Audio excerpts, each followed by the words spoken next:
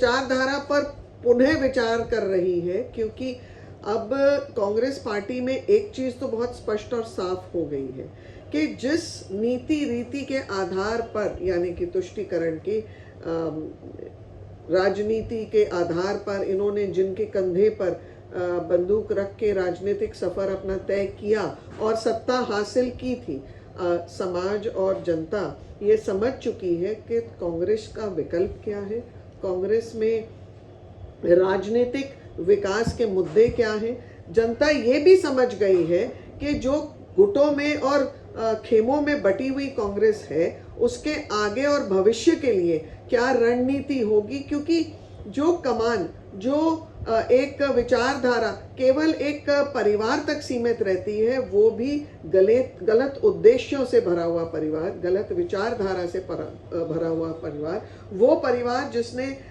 अपना समर्पण देश के लिए नहीं परंतु देश विरोधी संस्थाओं को दिया हो। तो जब जनता इन सब मुद्दों से वाकिफ हो गई है तो कांग्रेस में भी अब खलबली मची है। तो ये खलबली के नाते अब वो युग पुरुषों को अपने संकट के समय में याद कर रहे हैं, उन युग पुरुषों को जिनका इन्होंने अनादर किया, जिनको एक किनारे दरकिनार कर दिया था, और इसी